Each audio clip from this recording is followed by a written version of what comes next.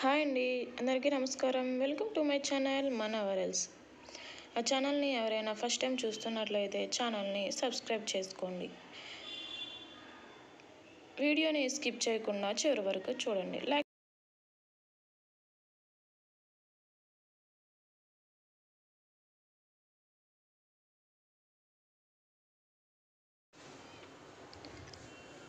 Hi అండి, అందరికీ నమస్కారం. Welcome to our channel. వీడియోని స్కిప్ చేయకుండా చివరి వరకు చూడండి. నా ఛానల్ని ఇంకా ఎవరైనా సబ్స్క్రైబ్ చేసుకునే వాళ్ళు ఉంటే ఇంకా మరిన్ని వీడియోస్ కోసం ప్లీజ్ ఛానల్ని సబ్స్క్రైబ్ చేసుకోండి. వీడియోకి లైక్ చేయడం మాత్రం మర్చిపోకండి. Moral story. జై జై గణేష.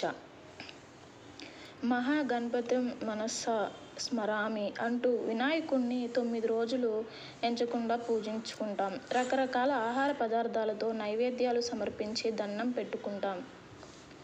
మహాగణపతిం మనసా స్మరామి అంటూ వినాయకుణ్ణి 9 రోజులు ఎంచకుండా పూజించుకుంటాం. రకరకాల ఆహార పదార్థాలతో నైవేద్యాలు సమర్పించి దండం పెట్టుకుంటాం. మనం ఎంతగానో ఇష్టపడి ఆరాధించే వినాయకుడి నుంచి చాలా విషయాలు నేర్చుకోవచ్చు. ఇంట్లో అమ్మా నాన్నలు ఏదైనా పని చెప్పినా, టీవీ ఫోన్ ఎక్కువగా చూడకుండా చదువుకోమన్నా వాళ్ళ మాటలు మనం పట్టించుకోము కదా. కానీ మన చిట్టి గణపయ్య అలా కాదు. అమ్మ ఏమి చెప్పినా అస్సలు కాదనేవాడు కాదు. అమ్మా నాన్నలనే దైవంగా భావించి జీవితంలో గొప్ప విజయం సాధించాడు. వినాయకుడు చాలా తెలివైనవాడు, మంచి సమయస్ఫూర్తి కలిగినవాడు. ఓసారి గణేశుడు అతడి తమ్ముడు కుమారస్వామికి పోటీ జరిగింది. ఎవరైతే త్వరగా భూమి మొత్తాన్ని చుట్టి వస్తారో వారే విజేత అని చెప్పాడు శివుడు. కుమారస్వామి ఎంచక్క తన వాహనంపై నెమలి మీద ఎక్కాడు. అది రివ్వున ఆకాశంలోకి ఎగిరిపోయింది. కానీ వినాయకుడి వాహనం ఎలుక కదా, అదేమో వేగంగా వెళ్ళలేదు. ఇక తమ్ముడి కంటే ముందే భూమిని చుట్టవచ్చేది ఎలా? ఏమీ అర్థం కాక గణేశుడు అయోమయంలో పడతాడు. ఆ తర్వాత తల్లిదండ్రుల దగ్గరికి వెళ్ళి పాదపూజ చేసి వారి చుట్టూ 3 ప్రదక్షిణలు చేస్తాడు.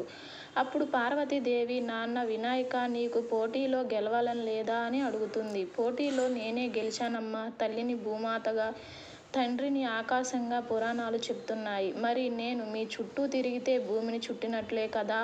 తమ్ముడు ఓసారి భూమిని చుట్టి వస్తే నేను 3 సార్లు చుట్టాను అని తెలివిగా సమాధానమిస్తాడు.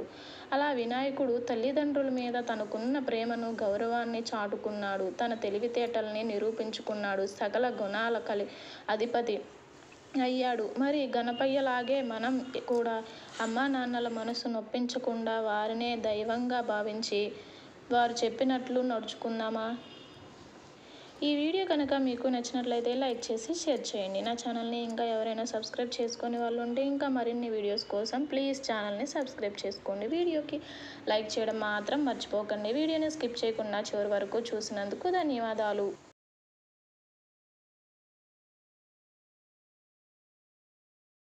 ఈ వీడియో కనుక మీకు నచ్చినట్లయితే లైక్ చేసి షేర్ చేయండి. నా ఛానల్ని ఇంకా ఎవరైనా సబ్స్క్రైబ్ చేసుకునే వాళ్ళు ఉంటే ఇంకా మరిన్ని వీడియోస్ కోసం ప్లీజ్ ఛానల్ని సబ్స్క్రైబ్ చేసుకోండి. వీడియోకి లైక్ చేయడం మాత్రం మర్చిపోకండి.